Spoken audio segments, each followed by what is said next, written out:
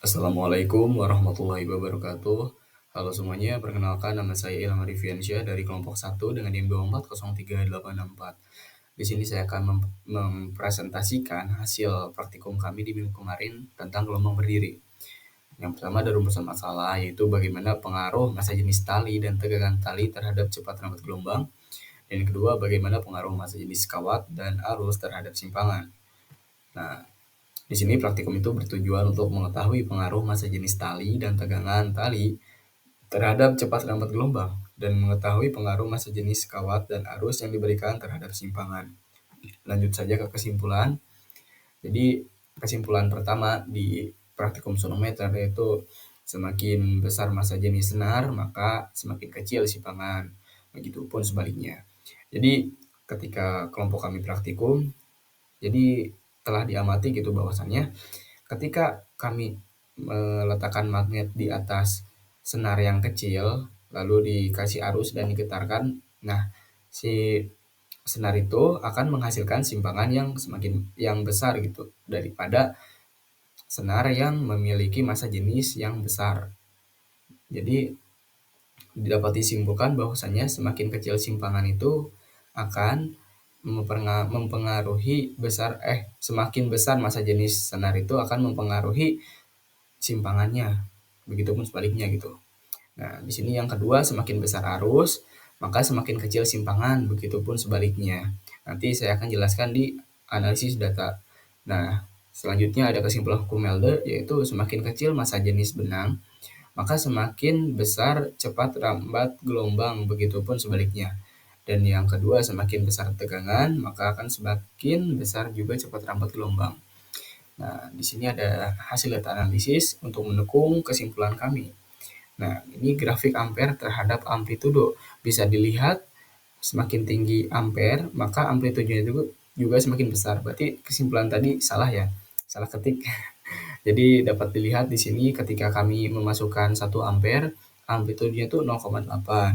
Nah, di sini saat ampernya 0,9, amplitudenya 0,8. Jadi tetap menurun gitu ya si amplitudonya. Jadi ampernya tuh semakin kecil ampere, maka si amplitudo yang dihasilkannya juga semakin kecil gitu. Selanjutnya ada hasil data analisis percobaan hukum Melde. Nah, yang sebelum tadi yang saya belum menjelaskan di kesimpulan. Nah, di sini massa sebagai variabel ya. Massa bebannya itu berubah-ubah ya. Kecuali frekuensinya kami menggunakan 20 Hz. Dan massa jenis tali nilon ini 0,002. Nah, di sini ada lambdanya yaitu 55 cm, 54 cm, 49 cm, 47 cm, 41 cm. Nah, dari sini juga kita dapat menyimpulkan gitu bahwasanya ketika semakin tegang gitu si talinya tuh, maka lambda yang dihasilkan tuh semakin tinggi juga, semakin panjang gitu.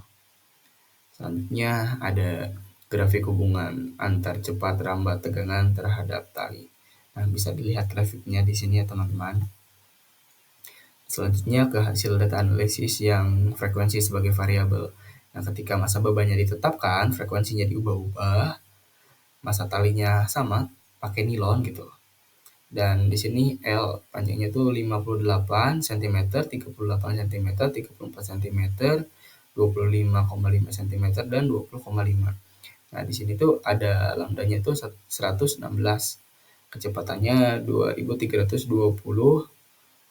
dan lambdanya tuh sudah saya jelaskan tadi.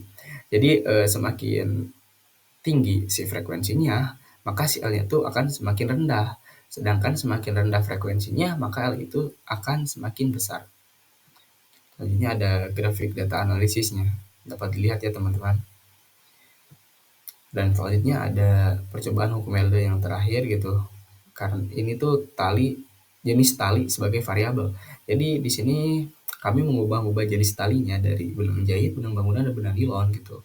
Masa jenisnya berubah, bebannya tetap dan frekuensinya tetap, tetapi lambdanya tetap beda gitu. Ada 186 cm, ada 69 cm, dan 68 cm. Semakin kecil si massa jenis tali itu, maka akan semakin panjang juga si lambdanya. Nah, sekian presentasi dari saya. Kurang lebihnya mohon maafkan. Wassalamualaikum warahmatullahi wabarakatuh.